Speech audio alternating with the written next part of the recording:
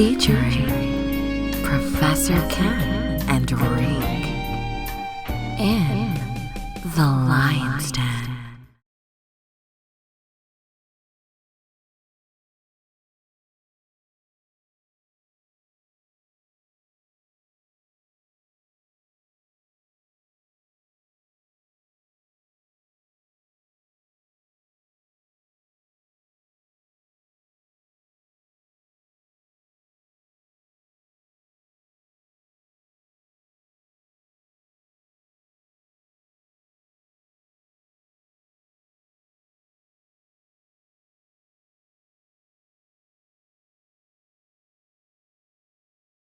When you go through, you grow through, right? So about a month ago, I called Ice. I said, Ice, we need to put some campaign on this book.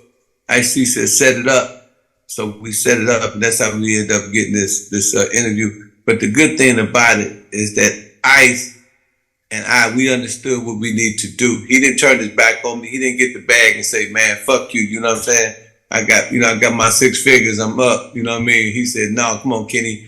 We're going to recalibrate and we're going to take another approach. And, that's another thing I like about you, Ice. I was really, really happy that you understood, the gravity of the situation and being a first time literary agent and having act like yourself that's a mega star, known all over the world. And knowing that I got to get those numbers up, and you said, Ken, come on, let's go recalibrate, man. I personally want to thank you for that. Listen, Kenny, I'm going to tell you like this. The shit is still gangster with me, right? Right. At the end of the day, your relationships are more important than the bag. If every time you get a bag and you cut off that shit, cut off the leg that you got the bag from, you're going to end up by yourself. You see? But when you can build relationships, I always say don't underestimate the reach. You dig what I'm saying? Right. So by me having a relationship with somebody in Atlanta, where you at, Reek? Minnesota, Minneapolis. So Reek fucks with me. He's in Minneapolis. That's my reach. You understand? So if something's happening there, I don't gotta be there. And call Reek. And Reek will go address it. So your relationships are your tentacles, like what you done with the hip hop fraternity. That creates the power. Just being one man with a bag is nothing. It's nothing.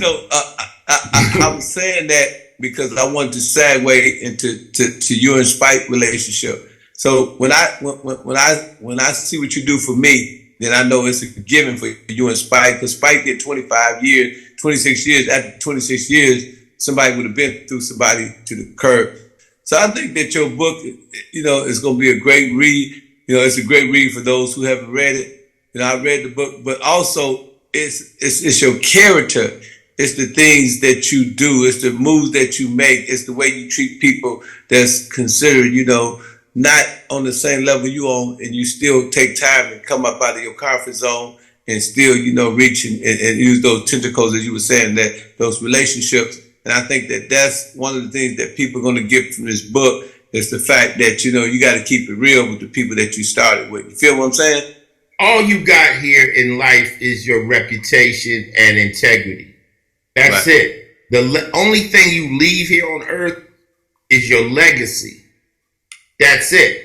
So let's put it like this. I can have $100 million. I die. I leave it to my kids. They're just regular kids walking around. The power is them saying I'm Ice-T's kid. That's the power. That's the power. So my son is in LA. He telling me, yo, Dad, I got juice. How you got juice? Nigga, that's my juice. He's moving he's moving around. The people that are letting him in, those are people that love me. Right. Now, if I go out as a sucker or a snitch, oh, you Ice-T's kid, nigga, kick rocks. My daughter's in Atlanta. She got juice down there. People, you Ice-T's kid? Ropes is getting open. All kinds of shit is happening. When I die, my daughter and my family will live off my legacy, not my money. But what kind of man am I? Your kids, Kenny, will live off of your character. Kenny Ivy was a good man. He helped so many people. Your kids will live off that forever. Your son will be loved by that. Now, what happens is in the game, though, they character assassinate us as black people really near the end. So you have a great life, then you go out like Bill Cosby. Bill Cosby's kids ain't running around saying they Bill Cosby's kids no more. All the money in the world, they can't claim him. You feel me? R. Kelly's legacy is destroyed. His kids and everybody, that's no longer good. So you have to protect your legacy. Yeah, that's my daddy. My daddy used to say that. He said the first 30 years of your life is legacy. The other 30 years of your life is dynasty. Right. He said, creating generational wealth and leaving your kids that dynasty. The Ice-T is a dynasty. The whole thing. The Ken Ivy, that's a dynasty. And like you said, what's your daughter? What's your daughter's name again? My grown daughter is Tisha, but my little daughter. Tisha, yeah, the one down here is Tisha, right? Mm-hmm. Every time, I tell somebody that, me and you working on the project, they say, yeah, that's Tisha's dad. You know what I'm saying? So, she get your juice vicariously, you know what I'm saying? Based off my respect. My respect. So she gets respect with a lot of gangsters. I remember one time she was down there and some kid was stalking her, right? Mm-hmm. And she's like, Daddy, this guy's stalking me, this, that. I said, I know you know the hoodlums. I know you know all the tough cats down there. She said, I do. Just tell them I would like them to help you. Just say, my dad would like you to help me. And she got about two or three cats. They went to her house. They chilled in the car. She said, this nigga's going to pull up. And sure enough, they did. These dudes did it on the strength that she said, my dad, I need you and my dad would like you. They don't know me. And basically, but they know your legacy. They walked up to the nigga and said, we advise you to leave this one alone. Go on about your motherfucking business the next time and we ain't going to be so polite. And she never seen this nigga again. So the gangster, the fact that I was a stand-up guy, they were like, yo, Big Ice want this, we going to handle this. Now I owe these little niggas a favor. I told her, I said, when I come down there, I want to meet those guys. Right. Because I'm going to bless them niggas, But relationships, good, solid relationships are worth far more than the money to me. Yeah. Now, go ahead, Ken. Hold up, go on, Reek. No, I was gonna say, with you getting the walk on the Hollywood Walk of Fame, the star and everything, and you being in the industry a long time, doing what you're doing, being successful.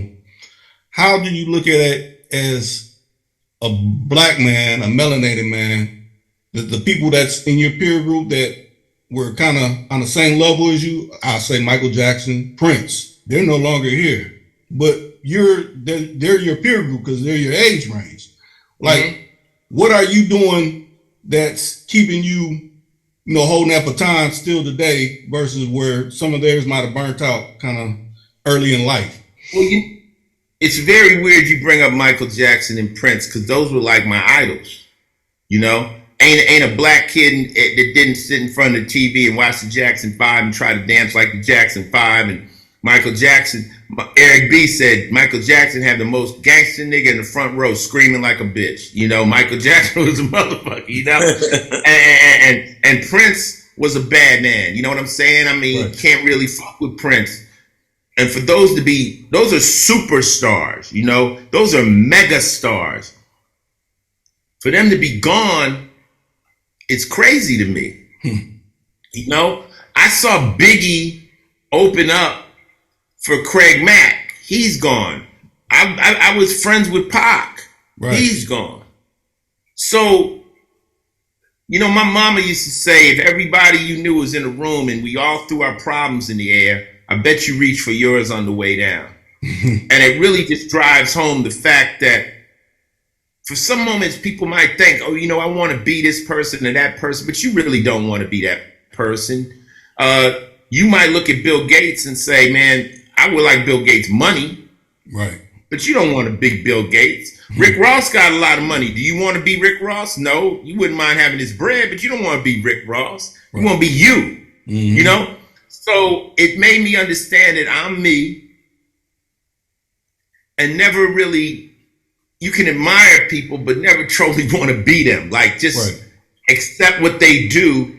And the only thing I can think of is that when you living at that speed, it's dangerous. You know, where you get so much money and everybody around you saying yes. Let's look at it. Michael Jackson died because he found a doctor where they would give him shit that would put people to sleep for surgeries to go to sleep. Right. He got a whole family of people that ain't saying nothing's wrong because he's paying them. I don't want it like that. Right. I don't want it. I'm not a big. There's two reasons. One is they were bigger stars than me, so they was moving faster and harder than me. That's one reason. But how do I keep it together? I got niggas that could call me right now. They ain't got $2 that can check me. Okay. I got niggas that could call me up, be like, yo, cuz, what's up, Ice? Nigga, that's not the move, man. That ain't the move on the hood, nigga. That's not the move. And I'll be like, I got you, big homie. That's what it is. Bow. So I no matter, Reek, if you my partner, regardless of where we are financially, if I love you, I'm going to listen to you. Because I know you coming from a real place. Right. And that's always kept me centered. Okay. I never looked at that. I just see it's like, man, you see that they're all on the same playing field because, you know, you're all coming from struggle and you all got wealth. But, you know, holding on to that wealth. And I mean, honestly, I haven't made enough wealth to really go wild. You know, they say, yo, nigga, you get $1 billion, nigga, I might be flying fighter jets down the Hudson River. I don't know what the fuck I might do, you know? But too much, what they say, when there's no one to tell you no, it's dangerous. You know, I give you a shout out to Floyd Mayweather. Okay. Because Floyd got a serious bag, but has somehow managed to keep it down to earth and stay alive and he seems like he's thriving. He's got Mayweather boxing, something that's keeping Floyd on top. Because somebody like Floyd could spin out real easily. Right. It's real easy when you got that kind of bread.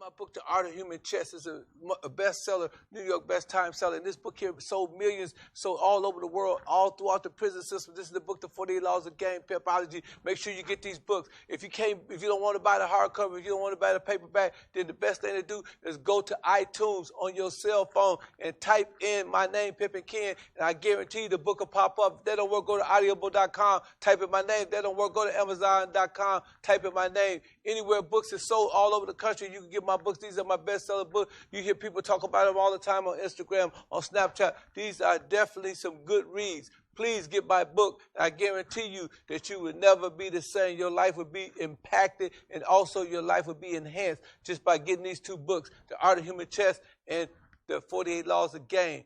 Just like the 48 Laws of Power, just like The Art of War.